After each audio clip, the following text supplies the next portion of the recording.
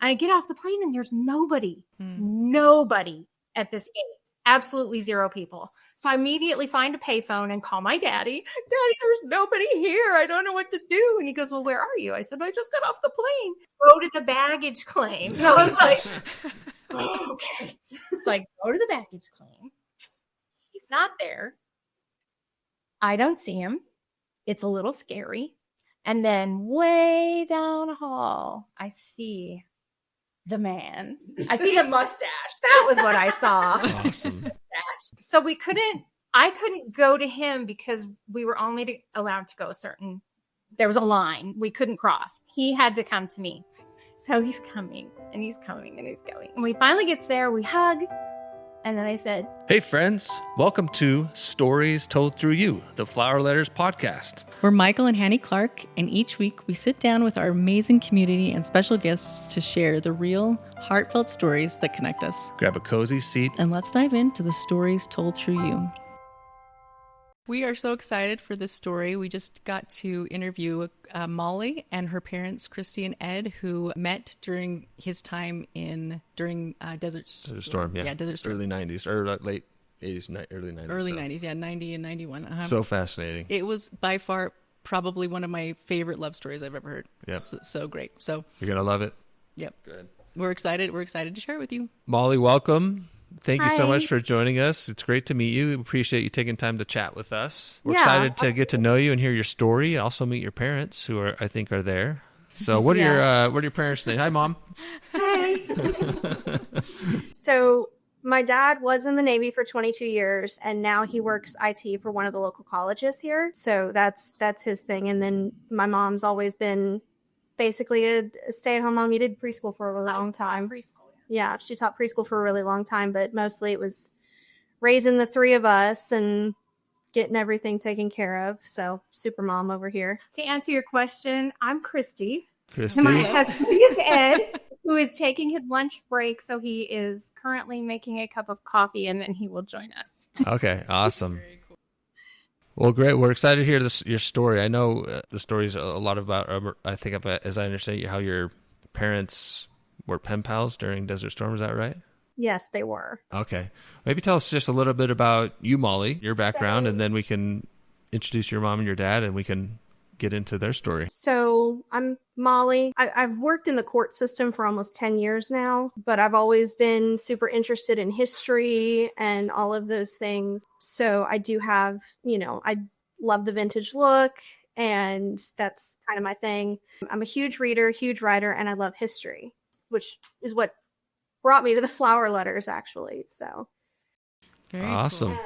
I was working for the court system in Virginia Beach, which is where my parents live, where I lived up until 2 years ago. And it was not the best work environment. I was exhausted at the end of every day and just couldn't take it. And then 2 years ago, almost 3, my best friend who lives in South Carolina messaged me with a link for a job opening that he was looking at. And he's like, well, could you just translate this for me?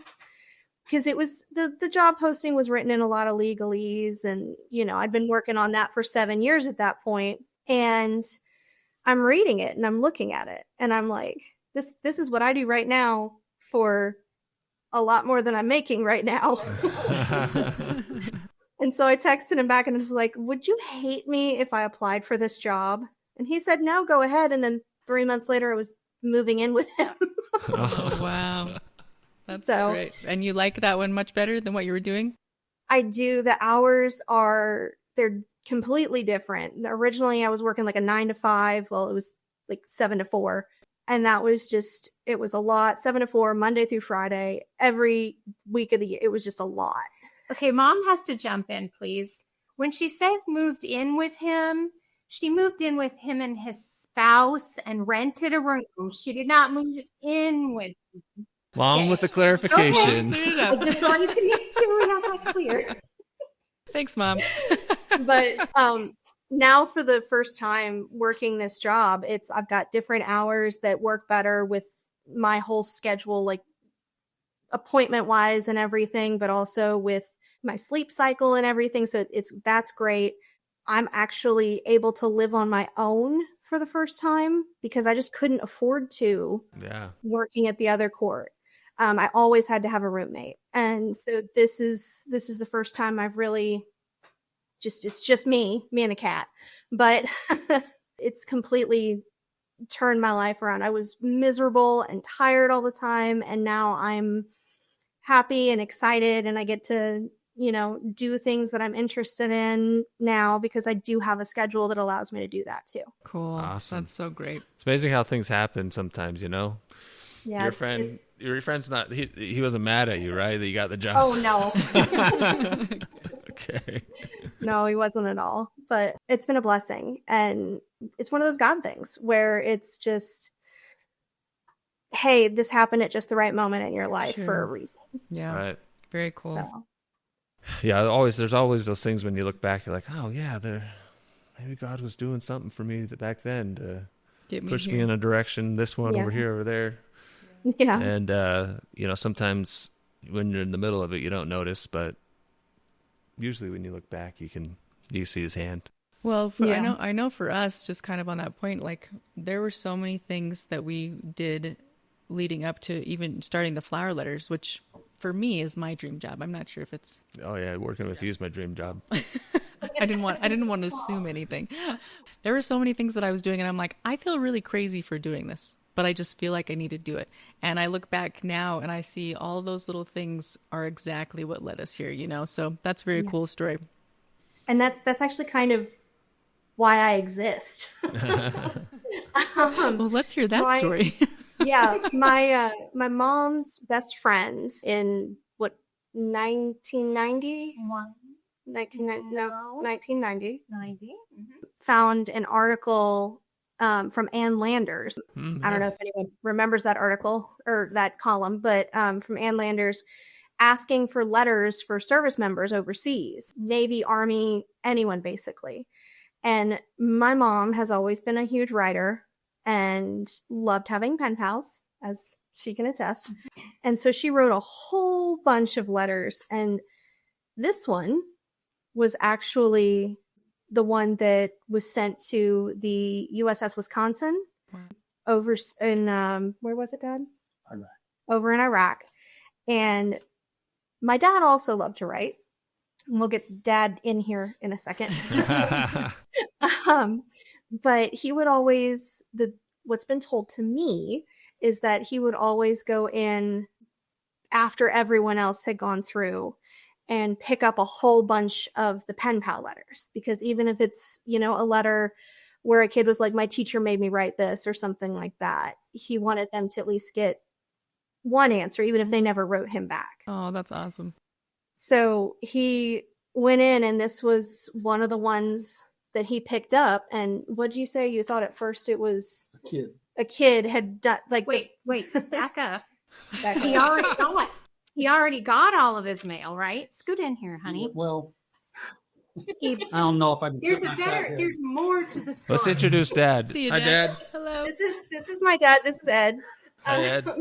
Good to meet you. Essentially, what had happened was I had been going in for multiple weeks. I probably had picked up and answered about 150 letters. Wow. And one of the last times I went, I figured if I get just 10%, it'll be a regular amount of writing to go back and forth. Because there was nothing else to do. It's pre-internet, so. Yeah, so we, the guys handed me a stack of them. I mean, there were a line of all of us all the time. They handed me a stack of them. I said, come on, give me one or two good ones at least. And that was the last ones that I got. So it's all colorful and got stickers everywhere. And the actual letter itself is written on purple paper because that's my mom. Awesome. So he thought it was from a child when he picked up the envelope. And that the parent had addressed it. And then when he opened it up, it was my mom's letter. So that led to, letters back and forth and everything. And then this was the first one that came back. So it's got the ship seal on it and everything. Mm-hmm. And this blew my mind. I knew that in World War II, the military could write free on their letters and get their letters mailed for free. But I didn't know that it was even in, up through Desert Storm that could do it. Just write free in the corner instead of having to do stamps. But then this was the one she got back on the actual letterhead from the ship and everything. And that led to a lot of correspondence. Yeah. A lot of correspondence, but also it'll be 34 years of marriage in May. Very Incredible. cool. That's awesome. Congratulations. How cool. Thank you. But that was the fact that I knew that story was what really drew me to like getting a story through the mail. Sure. Yeah.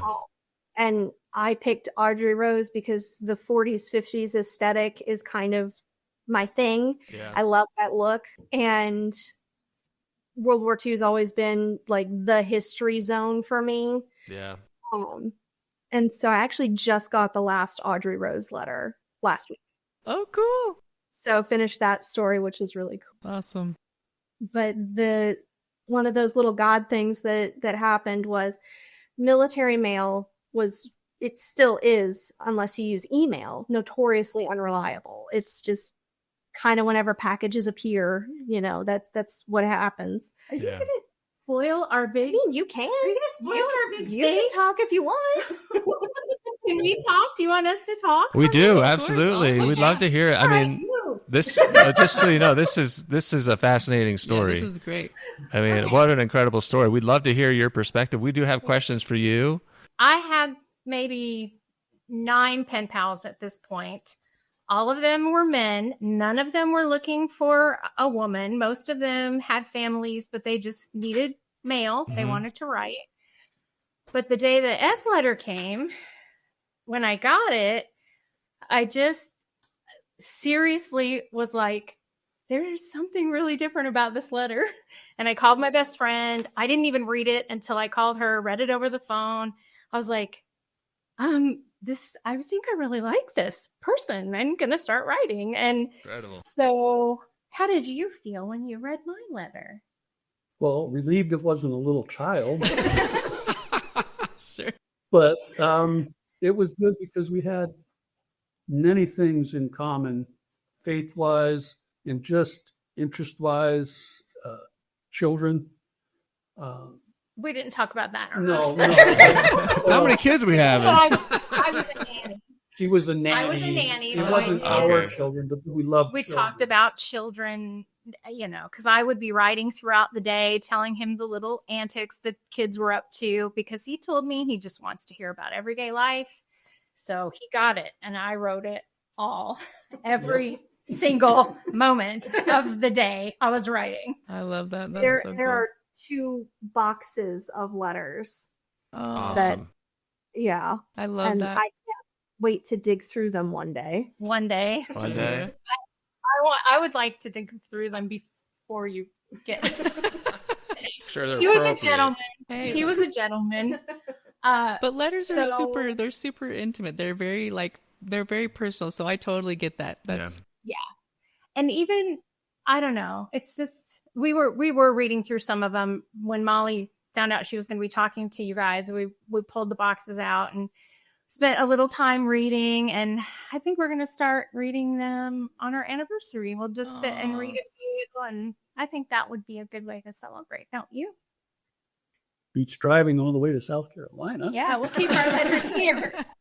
The last few years on their anniversary, they've wound up in South Carolina with me. So Yeah, she's Not a bad thing. Trust me.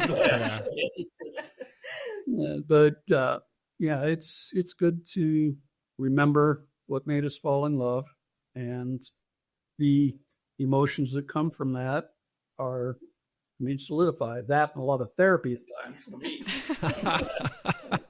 But well, we'll get to that. We'll get to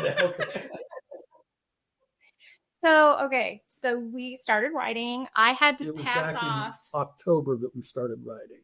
You got my letter in October, and I Yeah. got yours in November. Yeah.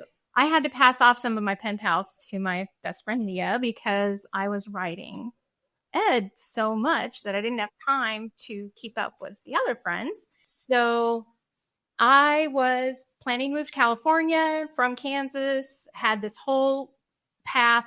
My family was supporting me. We were going to do this whole thing. And I started falling in love with this person that I was writing. And it was really weird because how do you do that? I mean, it's like I was falling in love with him. And I didn't know what to do with that because you can't call each other and you can't go out on a date and look at each other. We had shared pictures and cassettes. I made him some cassettes of Christmas music and talking. That you sang. Well, some of it. Well, I tried to call back a couple of times when they did allow us to get into port from Kuwait and or not Kuwait, but actually Bahrain and Qatar. But did you have to wait? Like you had to wait in line well, for some of them we did. Yeah, I mean, usually back then again, no cell phones, no email, just a row of telephone boxes, and as soon as a ship with 1,000+ members pulls in, the first thing they want to do is go for those phone boxes and phone booths. So yeah, you had to wait a little bit, and then once your call was done, somebody was, okay, you're done. Get out of the way so I can make my call. So I called twice, and she was there, but so my parents had a very large house. I was living at home. My room was in the back of the house, but I did have my private line and an answering machine.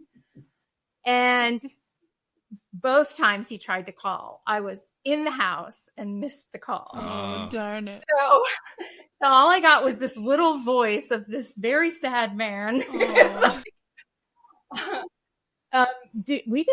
We weren't able to actually speak until you pulled in, right? Until you came back to the United States. Yeah.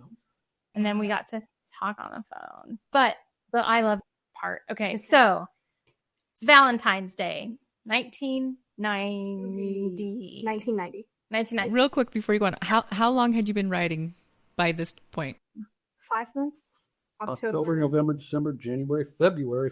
Just had 5 months. And I'd only heard, really 4 months for me. Yeah, 4 months we'd go back. So in 4 months' time, a lot of letters, a lot of prayer, a lot of feelings. And notoriously unreliable military mail. Yeah, the mail. Yeah. We never knew, like, were they in order? And I didn't know at the time I should have been numbering my letters, but I didn't do that. So it was Valentine's Day. And per usual, from work, I call home. Is the mail here? Is the mail here? Is the mail here? And the mail was there. And my uncle was there. And I said, do I have any mail? He goes, well, yeah, you've got a ton of mail. And I said, okay, is anything from Ed? And he goes, I don't know. There's a lot of stuff here. He messed with me. Yes, there was mail. So I go home. Like I load the kids in the car. I go home. I get my mail. I had Valentines from people who never sent me cards, including my brother. I don't think I've ever had a card from my brother or ever will again. And he sent me a Valentine. So anyway, I actually opened all of that mail first. And then I took this nice fat letter. This is the one. Compared to the ones I've written before. Yeah. Yeah. It was pretty fat. It's like 15 pages. Front and back. Wow. So somewhere in there on about page 8, he told me that he was in love with me. Oh. And it came on Valentine's Day. Wow. Which was unbelievable. It's postmarked February 3rd. I don't know what day he wrote it. Let's see. Probably, I think, February 3rd. Yeah, you wrote it on February 3rd. So then he had to wait a really long time to find out if my feelings were reciprocated, which obviously they were. And the really cool thing is my family, who love the Lord, very strong faith, believe in the power of the Holy Spirit. Yeah. My family was actually very positive about this relationship. And at that point, it might have been right before the I love you letter, my father suggested that I hold off on my move. He said, maybe you should put off California for a little while till you meet this guy. And I was like, that's my dad saying that. When your daddy's girl, and he says, wait till you meet this guy. I was like, okay. And he's never met. I mean, has he read any letters? He just knows what you said. I read the letters to everyone. Oh, okay. My pastor had heard the letters. Anyone who would listen heard the letters. They all knew who Ed was. Awesome. A lot of people. I'm surprised it wasn't published in the newspaper at this point. Well, we actually do have our first letter. You really do have one in the newspaper? I don't think they went into detail, though. I love that. So, well, we didn't. He were a perfect gentleman. But however, I'm going to pull out proof. You talked about cooking meals for me. Okay? I'm pulling it out. I'm waving a card. Anyway, well, it's time. We'll discuss who owns the kitchen, though. That's for a later date. Yeah. Okay, so Matt, do you want the condensed version of what happened after that? Yeah, I'd love to ask a quick question to Ed. Ed, when you were, what do you remember? What made you decide to use that letter to tell her that you love her? And what was that like for you to send that? Was that easy? Was it like, oh boy, you put it in the mail? And you're like, oh. Yep, it was scary. It was definitely scary. Yeah. I had been in the military for close to almost 10 years at that point. Been through relationships, found them severely lacking. My mom had died about 5 or 6 years before that, doing work, and she was overseas. She was a nurse overseas. She had gone over for the first Ethiopian refugee crisis to help out the children and everything. And there was some of the shots they gave her. One of them was for spinal meningitis to avoid that, and they gave her too much dose. Oh no! I'm so sorry. She passed away from that while she was overseas. Wow. So I had been through a number of things, and like I said, found them very lacking. And when my mother passed away, my dad and I started talking a lot more. And one of the things he said, because some of my actions were not that great, he said, you need to go back to church, find a good church, somebody that will help counsel you, to help walk you through this time. And I found one and really became saved again. Wow. Amazing. Reaching out in that manner affected a lot of the things that I was going through. So when I left from where I was at, which was Pensacola, to come up here and to Norfolk for a battleship, I figured I'm breaking all those ties. I'm breaking that past.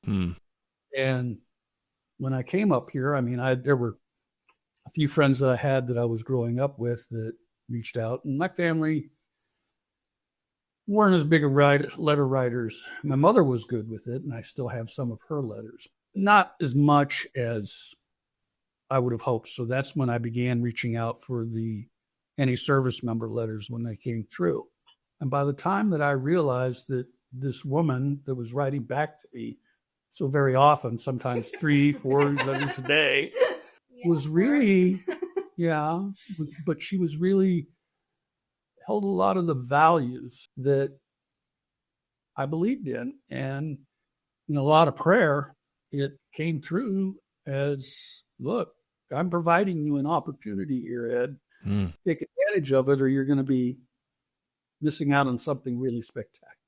Yeah. Oh, that's awesome. So when I wrote that letter, I was nervous. I didn't know if I was putting my foot in my mouth again or about to embark on a new adventure. And so when I sent it, there were moments I was like, what am I thinking? What am I doing? But I kept going back to the letters that she had sent, the tapes that she had sent, because she had sent things through Christmas as well. And a lot of the things that she wrote helped carry me through some of that, break a cycle of depression in many ways. Sure. Those feelings. So her letter writing was very, and still is, very strong and uplifting. I gotta say though, you always pick the perfect card. Oh yeah, you're great with cards. Sorry. Hey, I have to put what I put in them. two out of 3 children have inherited that gift. One of them gives me notes on sticky notes, but the other 2 sounds like me. Yeah. But yeah, it was scary, and I was waiting. Of course, I think it was right after that I called and didn't get an answer. I was a little worried about that. I even used call forwarding when I was staying with kids, like for days at a time, because I would do overnights and stuff. So I would use call forwarding just in case he called, and we just never connected. No, it was kind of a chaotic time in the Gulf, not knowing, okay, we've got opportunity to pull in. We're going to pull in, or okay, we're going to sit off the coast here and anchor because there's no place available for us with the large battleship. So when we got the opportunity, I tried. And again, it wasn't until the ship came back to Norfolk that I was able to call and actually talk to her. And that was April. I don't remember our first call. It was like the end of April, like April 21st, somewhere around there. Actually, that's when you called me before that because you flew me. Yeah, well. So he got back in April. Well, to finish out the love story, my mom was actually in the middle of writing a letter to him on Valentine's Day, which got his letter. Oh, awesome! And waited to open it, and her letter in response, the tone she let me read it. The tone shifts. I bet completely. So she's writing, every day kid stuff. Da da da da. We're gonna have a girls' night. Da da da da. And then, oh my gosh, I just read your letter. But I didn't answer immediately. I said, just wait till the end. I said it like several times. I'm like, don't look at the end. Just wait till you get to the end. Wait till you get to the end. Because obviously I reciprocated his feelings. Yeah. You said if I could pick a song. Oh. He said if I could pick a song for you, it would be Right Here Waiting by Richard Marx. I'd never heard it. I listened to Christian radio. I had no idea what this song was. So I called the local radio station and I said, I just got this letter from this sailor and he told me to listen to this song. Will you play it for me on Valentine's Day? Oh my goodness. And they did. Awesome. And it's our song. Okay. This might for sure be one of my most favorite stories I've ever heard. I am loving this. This is so great. Especially living through the 90s. I'm like feeling all the like 90 vibes too. This is great. Oh yeah. Oh, for sure. And this is just Valentine's Day. We haven't even gotten to the rest of it. We haven't even met yet. So he gets home in April. We had to decide where we were going to meet. And we decided I would come to Ohio. Because at this point, my mom was still living in Kansas. With my family and my million family members and my huge church. My dad's family was living in Ohio. And my dad was stationed here in the Hampton Roads area. So he was in Norfolk before Norfolk was Norfolk. Yeah. We definitely wanted to meet not on, like, we didn't want to go somewhere. We needed some accountability. So we definitely wanted to meet at one of our places. But we picked his because less overwhelming for everyone. That came later. His family is really laid back. And a lot smaller. A lot smaller. So he flew me to Detroit and then to drive. I want to, before we get to all of that, there was the moment we pulled in, the Navy said, hey, we're going to give everybody free calls for at least 3 minutes on these telephones. This is back when it was still a brick size. Yeah. And so I get on and I finally get my turn because I was staying on the ship while a lot of people left. And I call and I hear her say, hello. And I said, hello, Christy. And then the line went dead. Oh, no. Darn it. We definitely didn't have luck with phone calls. And I tried to call back, but it went to busy signal. And then I said, okay, I'll wait. I went back about 15 minutes later, tried to call, went to busy signal. And I was like, okay, either I really freaked her out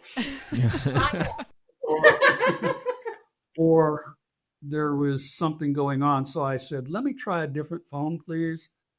I called and I got through. Oh, nice. Finally. Voice to voice, finally. So he flew me. We were going to spend a few days in Ohio with his family.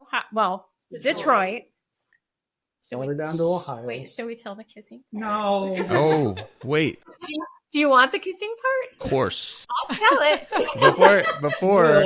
Before that, your letter, in the letter that you wrote back on Valentine's Day, yes. What was at the end? And when did you get that, Ed?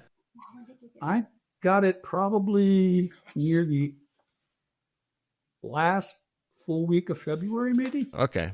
I think somewhere around there. So couple mail was kind of picking up because most of the effort was shifted for logistics. Because when we first went over there was no August through October. Everything was still ramping up. There was no real smart way to do logistics at the time, so they had to build it up. And a lot of the war was a lot of learning for a lot of stuff, rapid deployment and everything else at that time. So initially, yes, our letters would take almost a month to get to each other. But by this time, they had narrowed it down to about 2 weeks, somewhere in there. 2 weeks to 10 days, we could start getting mail on a regular basis. So before you got my answer, you had the opportunity to make a video on board ship. Oh. They would sit in a room at a table, just like a prison cell, basically. And so they're at a table, a table like this, and they have a few minutes to talk. You didn't fill all your time because I think once you said what you said, you were done. Yeah. But at that time, he still hadn't received my response.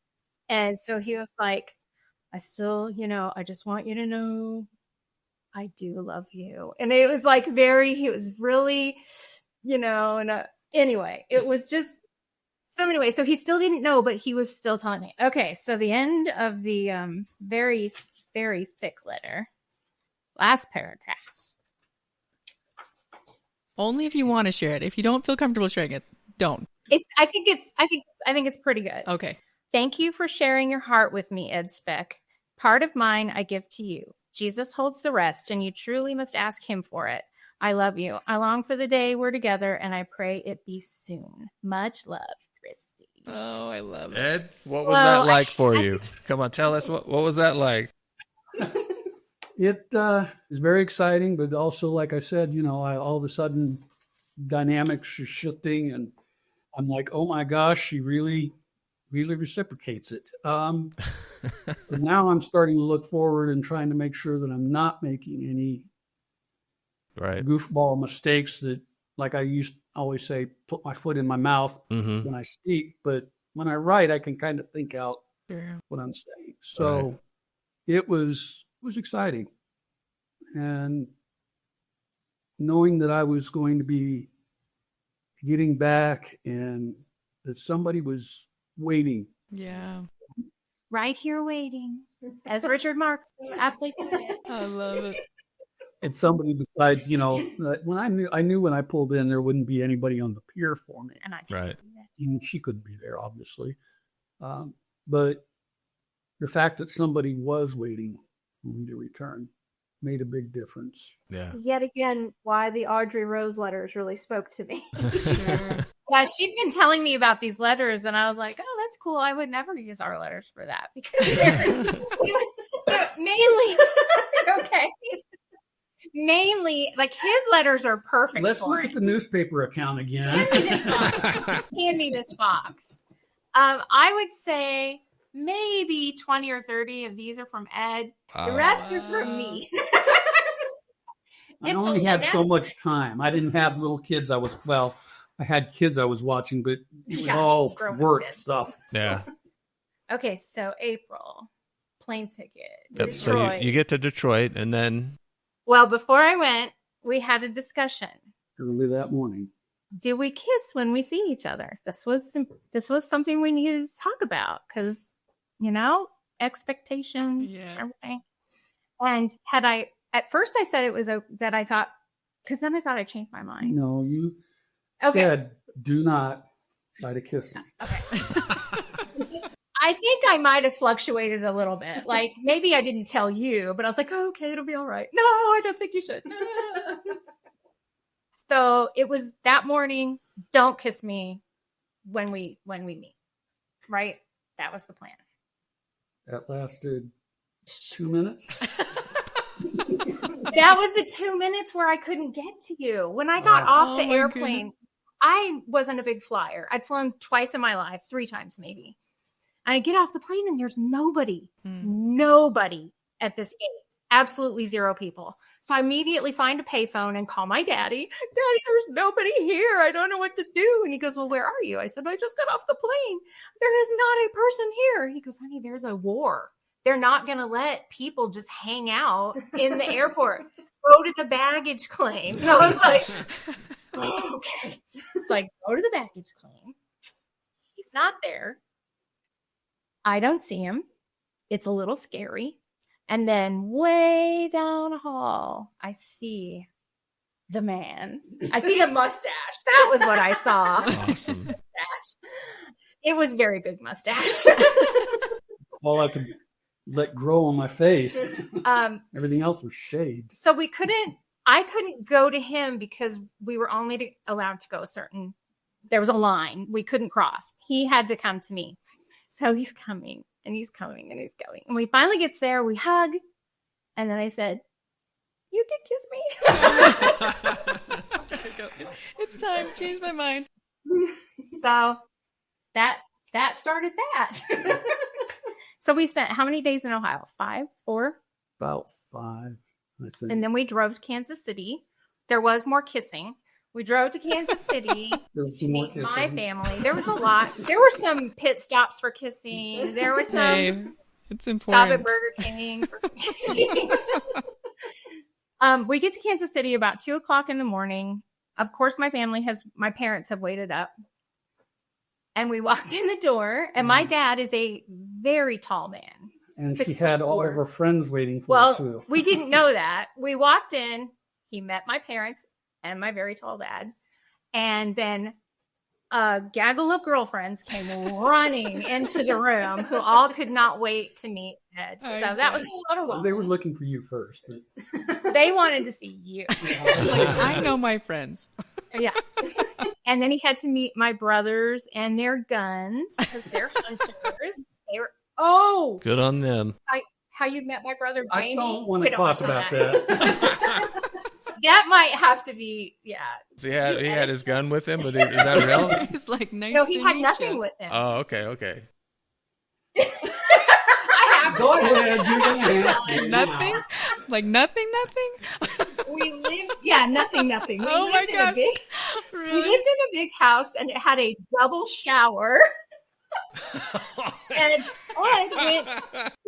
Yeah, he already knows. Hey, buddy. Oh my goodness. Ed was in the shower, taking a shower, and my brother Jamie Beach walked in, opens the shower door. Hey, Ed, and gets in the shower.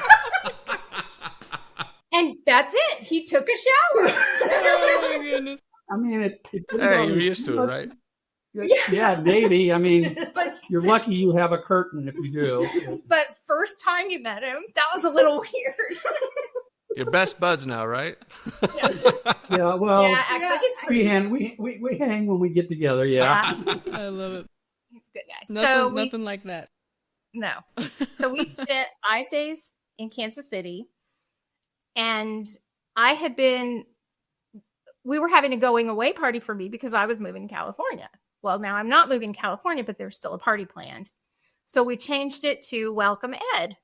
And so he got to meet a lot of people. Including your grandmother, great-grandmother? Granny. He met Granny. And after Granny met me, she took me aside and gave me her wedding band. And she said, this is for you. Wow. It only fit my little pinky because she is a tiny lady.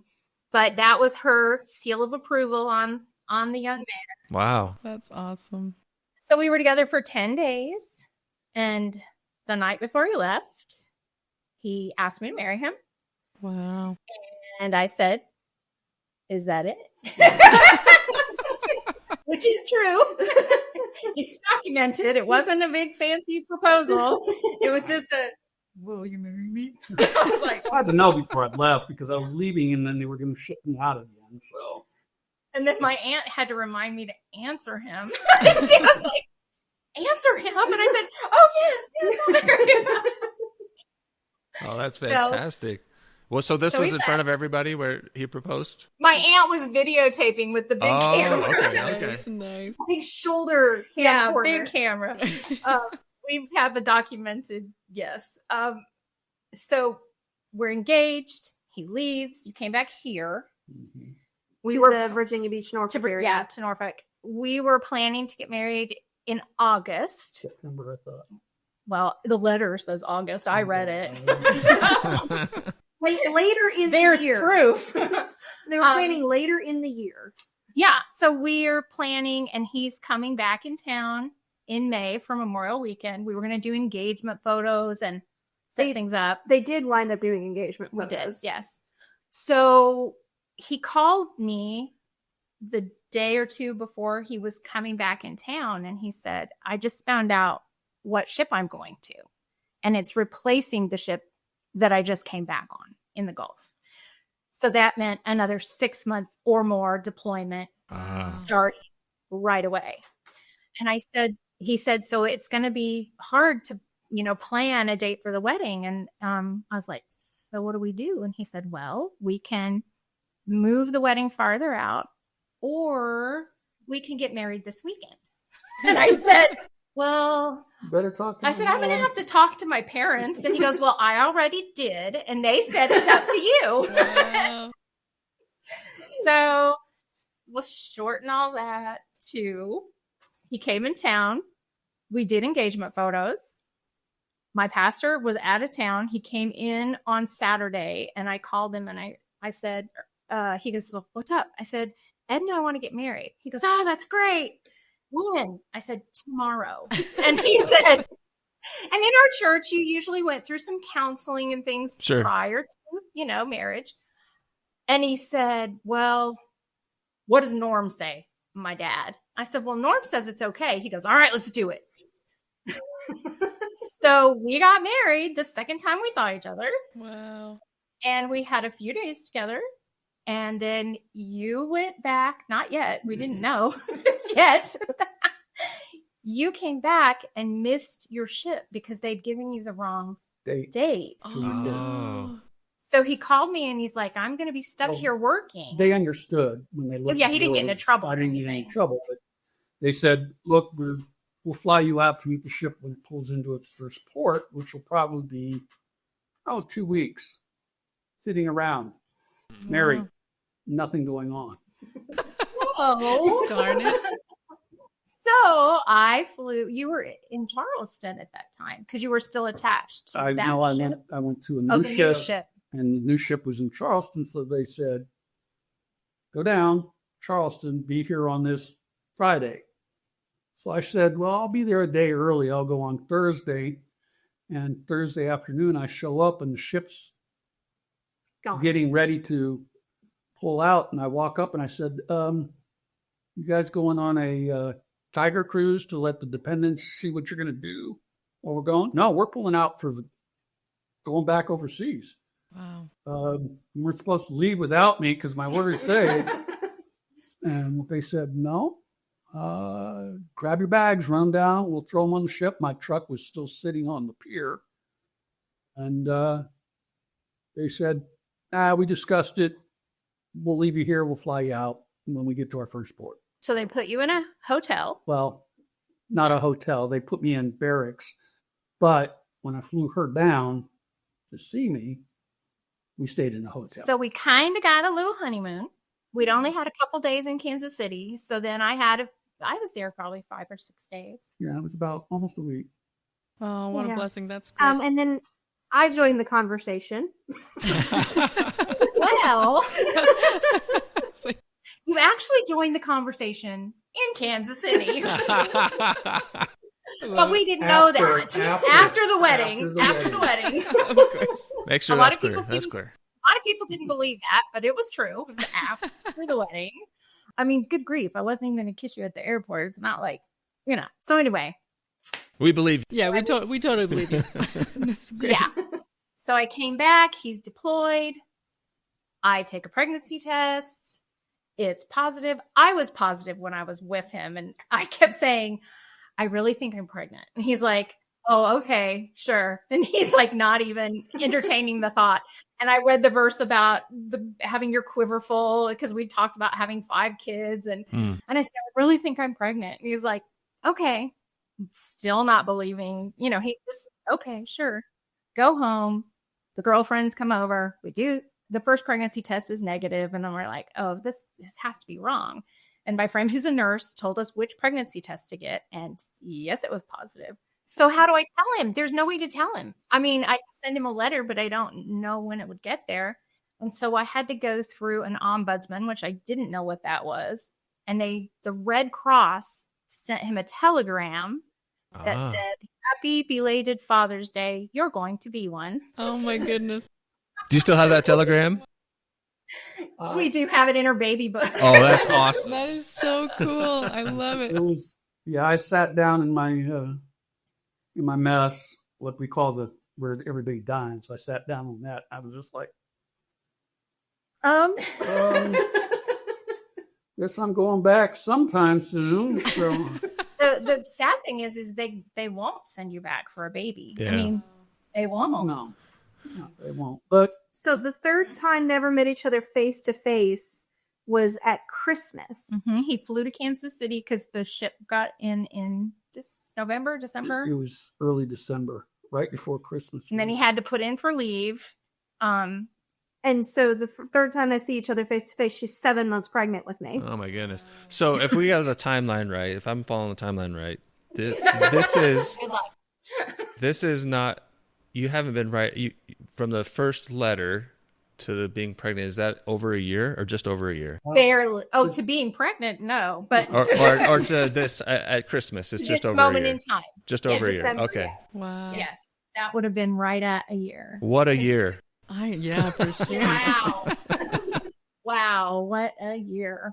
And it's only just gone from there because Yeah. I was on bed rest with the pregnancy. Oh. So I couldn't go with him. So he stayed for 10 days. And then he had to go back to the ship while I stayed in Kansas City with child. A massive child. And so that was the third time we saw each other. Mm-hmm. The next time we saw each other, thank God. Yeah, It was like February. 45 minutes before I was born. Wow. Barely. Oh my goodness. Okay. Just in time.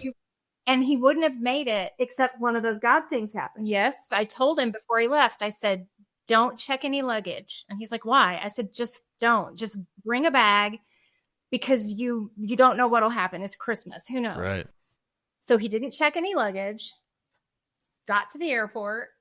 And my flight wasn't To change. original to This was actually in February. This wasn't Christmas anymore. Right, February, sorry. So I got to, I think, Atlanta, and the next flight wasn't going to go for 6 hours. Oh, did I mention I was in labor at the hospital? At this point in time. Okay. So the next flight wasn't going to go for 6 hours, but I walked up to the gate and you have another flight leaving in 30 minutes to the same airport. I said, is there any reason I can't get on that flight? Do you have an open seat? And they said, yeah, but your luggage won't catch up with you. I said, I've got all my luggage right here. And weren't you in uniform too? No. That's when he came at Christmas. When I Okay. came at Christmas, I was. But So he was able to. I told them that I was flying in earlier in my scheduled time. And if someone could meet me at the airport. Dad was already there. He went early, just in case. So I got a flight. Her dad picked me up. We walked into the hospital, and it was about an hour later, maybe. Hi. The 8 ball There's came out. Molly. Probably not even an hour. Yeah. We were there. So then he spent Almost 2 a weeks. month. No. Oh no, you almost a hadn't. month. Yeah. That's right. Because I didn't leave until almost the beginning of March. Okay, so we had a month. That's the fourth time we saw each other ever. We were 3. We were now a family of 3. Amazing. Wow. And have not lived together. And yeah, I mean, at my parents' house, we shared a room. That was fun. So Purity patrol. Leah's picture. Before we got married, my girlfriend followed us around with a whistle while he was visiting. And anytime we got too close or snuggled, this friend blew a whistle and said, "Purity Patrol." Oh my God. In the movie theater. She did it in the movie theater. No way. We had to separate. It was so funny. So anyway, but it worked. She did her job. Good. Yeah. Wow. What a great story. That is amazing. Yep. So when we finally were able to move in together, Molly was 3 months old. Charleston. I had never been away from my family ever. And we didn't live on base. Ed found us a little house to rent. And thus began the rest of the story. The happily ever after, right? That we made some therapists rich. But we're here. We're still here. And a relationship takes work. And you guys put in the work. So Yeah. when people hear that my parents have been married almost 34 years, they're like, wow, that's a long time. And I'm like, yeah, it kind of is. These days, yeah, it is. Yeah, it's a fantastic. I think maybe just, I mean, look, we know we've been married 22 and it's, awesome. you know, Thank you. it's not happily ever after, right? But it's a work in progress. Yeah. That's true. Yeah. What for you guys? What's been the key? What's the key? I mean, I always ask this to the people that have been married, a long time. I'm always curious. We got so many people, influencers that have been married 6 years. Let me tell you how to do it. You're like, all right. For us, it was absolutely our faith in God. Christ is. It's sometimes it's really hard to keep him the center when things are around you are going crazy. Yeah, sure. But ultimately, we Communication. believe, but we believe in marriage. yes. We don't think it's disposable. You Yeah. think when you marry someone, you've made that commitment before God. Right. We're married. Yeah. And then you have communication and just agreeing, which is my part. His part is not agreeing, but communicating. Yeah. And men aren't aren't really built for it, really. We're taught to internalize and everything else, and we're slowly working our way out of that. But to communicate, to try and listen to what the other person's saying. And then, as she said, just reach back and give it to God. Yeah. That's great. Because those moments will happen. Yeah. As long as you're faithful to one another. How did your origin story help you? It's a pretty miraculous thing. Sorry, I just wanted to, along with that, because when you're talking about the story, like the moment you started talking about the story, like I just saw this light coming and it was just so lovely. So, I will say our origin story has a lot with why sometimes we did stick it out because God was in it from the minute he got the letter. We both felt that way, that we weren't in control of that. I mean, how on earth would I have gotten that letter on Valentine's Day? God did that. Yeah. It's like there's no other way. It's crazy. And we had support. But yeah, thinking of our story often reminds me, God ordained this. We're not going to mess this up. We're going to keep going. Well, not deliberately. Mess it up. I know. Well, how much? I still put my foot in my mouth a lot. So. No, I want to thank you for being one of the men that would humble yourself and get help and accept help when you needed it, because there are a lot of men who won't do that. So thank you. That's awesome. I'm still single, and my mom's like, well, you need to get a boyfriend. You need to do something. And I'm like, do you realize how high my dad set the bar? Sure. You're like, wait a second. Compared to a lot, like all my friends that are married, they're like drawing maps of the grocery store for their husbands. I'm like, what are you doing that for? And he'll do things around the house. He takes care of us. And it's awesome. Thanks. So Yeah. That's awesome. why I'm single. He set the bar really high. Okay, I'll accept Keep that. the bar high, Today. Molly. Yeah, keep it high. They're out Get there. married. I No, want grandkids. we would love some grandchildren, but that is not on you. Okay, another story. Only say that once. What it's interesting also to look at your origin story, and sometimes the way that God works is, I think he probably knew it was going to maybe be a little challenging, right? And so probably some of the challenges you faced were because of it, but also working through it is also because of it. It's interesting how that works sometimes. I like the way you put that. That's very true. You don't grow without suffering. Yeah. Oh, I'm not saying that in bad ways. Hey, I'm ready to go. Let's go suffer. okay. No, but you're right, Ed. I agree with you. It's suffering is we can't have we can't know maybe the suffering. Yeah, maybe suffering is the right word, but trials, Yeah. overcoming them. Yeah. And overcoming them together, I think that's huge. Yeah. Of a forging a relationship is overcoming them together. Yep, staying together. Yeah, but it is the opposition, the opposite.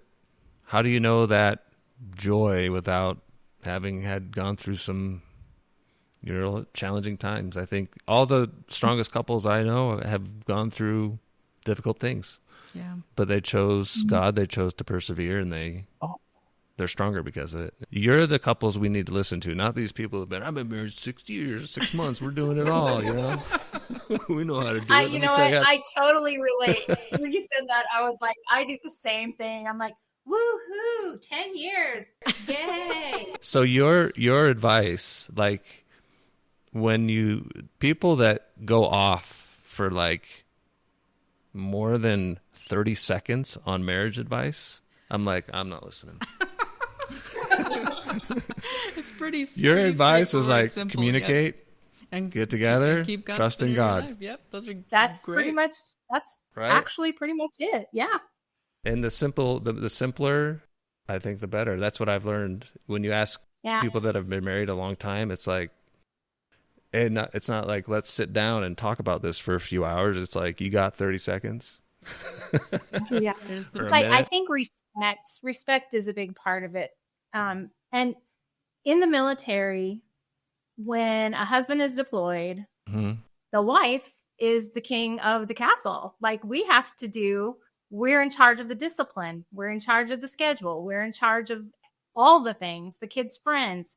And then the daddy comes home after 6 months and feels like he needs to take his role. And that was something that was really hard for us because, he would immediately want to be that person, but I'd been being that person for 6 months. And so for me to turn it over to him and for him to understand things change in 6 months' time, that was one of our struggles in our marriage. And so respecting and honoring, not just me respecting and honoring him, but him respecting and honoring the changes that happened while he was gone. It was hard for him. The kids got older, things changed. Yeah. But I think that was one of the hardest things for us. Definitely. So how many deployments did you go through after being married? I've never really thought about all of it. Probably 3 long ones. Well, no, there were more up than until that. you retired. Yeah, there were more than that because I went back to the Gulf and the Eastern Med multiple times. But we also that's right. Also did a lot of what were called counter drug ops at the time down off of South America. Those would be, just under 3 months. So we didn't get a sea service ribbon, but they still needed a ship down there and they still needed people to track things and do things. And there wasn't a way for us to really stay in touch at that time. You do a letter or two, but he was very busy. And by the last deployment, I think there was email, but it was really hard to, like, you didn't have a personal computer or a way to. That, and the ship I was on was an experimental ship at the time. And so we're trying to line up a physical antenna with a satellite. And it wouldn't always be working. So it wasn't until really after I retired that email and then later phones came in, cell phones.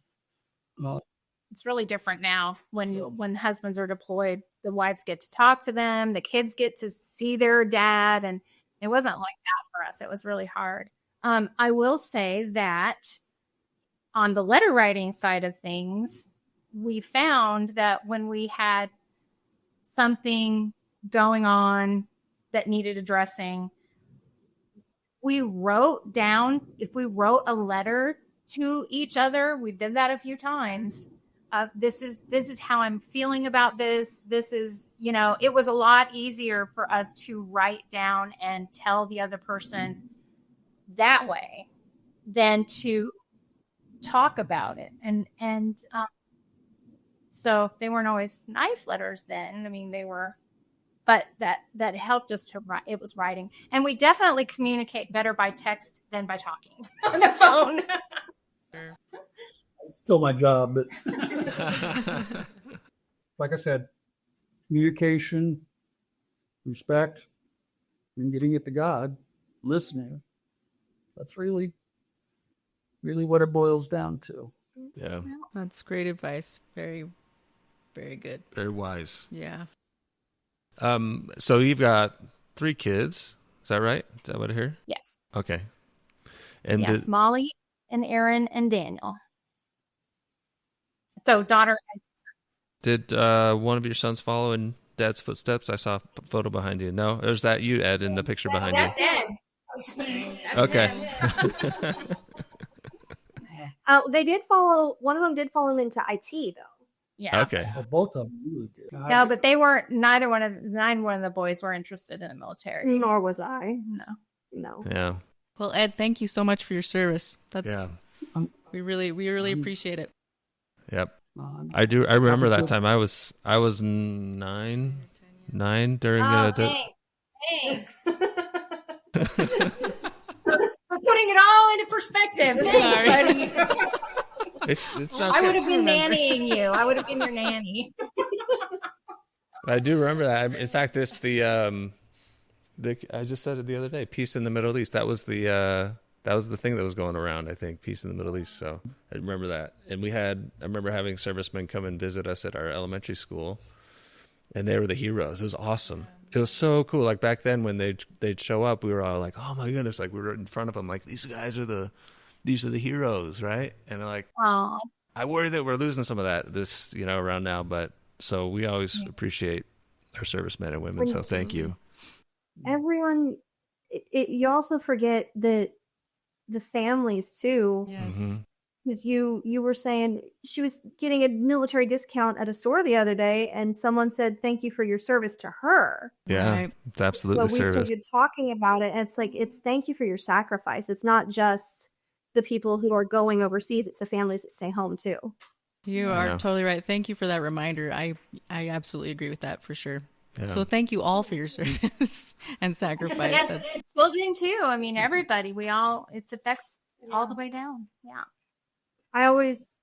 The smell of coffee always just, I can't drink it. I can't. But I love the smell of coffee because I knew when I smelled coffee, my dad was home. Oh, because my mom didn't drink it unless my dad was home. And my dad was drinking Navy coffee, so you could stick a spoon up in it. Yeah. So, it's like, oh, okay, dad's home. We're good now. So, that's one of those things. Well, this is an incredible story. This is fascinating. I'm sure we could keep going through your whole life and everything. We've kept you for over an hour, but do you have any questions? Well, no, but thank you for being so generous in sharing so much. That, like, really, seriously, I'm not kidding. This is one of my favorite stories I've ever heard. It's fantastic. Totally. I think it's, and if we could get together. We could get together and write something if you ever want to. There you go. We could collaborate if you ever are interested. The whole like calling the radio station, getting the song. I mean, all of that stuff is like that's classic so cool. 90s. It's really been fun to go through it again. So thank you guys for letting us talk about it because it helps bring back some of the fun feelings. It was well, we can see it. I'm like the glow that came with that. I'm like, oh, I love this. This is the best. Yeah. It's very, Thank you for being open and for the advice. Hope their listeners are listening and they're taking away this wisdom and this incredible story. And this is why we started this podcast, to find these stories. I mean, this should be a book. This should be a movie, right? I've heard that for the last 20 years. They've had, like, the first time I really knew about their story was I was in like 4th grade or something. And I knew a newspaper person was coming to interview my parents, but it was like, okay, cool. And then when the article came out on Valentine's Day, that's right, called Love at First Right, everyone suddenly knew who I was in school. And I'm like, I'm 10. I don't know what's going on. I love it. But that was when I first learned the story. And then I'm in a fight right now because I'm going to get this. This is going to happen. The ship that my dad was on when he was a pen pal with my mom is now a floating museum in Norfolk, like really close to where they live. And I'm like, they've opened the mailroom. You can go down and view the mailroom. Let's get something up there about the people that be cool. Met their spouses through the mail, like at that particular mail call. Yeah, that was the mail room. If I got to go see that. It was really cool to see where he actually got my letter. It was pretty neat. How that is so cool. When she's been talking, I would love to do a book about this, and I'm like, yeah, okay, let's sit down and we'll talk about it. And then she's like, maybe not. At least digitize those letters and preserve them. I mean, those are treasures for generations. We'll have to cut mine down. They're pretty. There's a lot. Now do them all. Do all originals. Just. Well, we just interviewed a lady that she is preserving journals. Like she started a nonprofit and she's preserving journals from all eras of time. And she just was telling us that she got a bundle of, was it letters? World War II? Yeah, she's gotten a few letters. Yeah, World War II letters between a couple. And she doesn't often take letters, but just because it's so historically, like such a amazing piece of history, she's done that, and then she's just cataloging them, and she's going to put them all online so that people can go and research and read from like firsthand accounts of eras in history, which I'm such an important thing to do. I just love that. Having the original sources and people's perspective of what really happened versus like what is really, really important, I think. And I think of what she's doing. I mean, she's just started it, but cataloging them and having these records, I think, is amazing. So if you never do that, we can connect you with her. She'll take them. But these should stay in your family. I think these are. I mean, those are treasures when you're ready, right? They have already been. I've been told multiple times that I get the letters and I get the photo albums. I don't think you've been told. You've said. No, I get the letters. She's just manifested it so much. It just came back. Okay. All right. We got it. You always tell me, because you're like, your brothers won't care about all of this. And I'm like, okay, I'll take them. You are definitely a firstborn child. Yes. And daughter. She sent me you win. She sent me a thing earlier today. It's like, are you the first daughter, granddaughter, niece? Oh, okay. Yeah. She is. Thank you guys so much for letting us do this. It was at least for me, it was really awesome. Yeah, it was a privilege for us to hear it. Thank you. Cool. Thank you for sharing your story and opening your family, and Molly, thanks for setting it up. Absolutely, thank you. And Peter, that's another way. Thanks for setting it up. Pardon? The God thing. That's another thing with the timing. When you guys contacted her, I was in South Carolina, which I hadn't been there for a long time, and I know we tried to connect and it didn't happen. And then when you were able to set up the next date, she's here with us. So it just worked out that we all got to be together. Yeah. Well, somebody out there needs to hear your story. He's in the details, every detail. It's pretty amazing. Well, thank you so much. All the best to you. And we'll be looking for the book. Yeah. Keeping an eye out for that. We'll send you an email. Thank All right. you. Thanks, guys. Thank you. Thank you for listening to Stories Told Through You, the Flower Letters podcast. Got a true story you'd like to share? Email us at podcast@theflowerletters.com. If you're new here, welcome. To learn more about us, head over to theflowerletters.com. If you enjoyed this episode, please subscribe and help us spread these inspiring true stories. Until next time.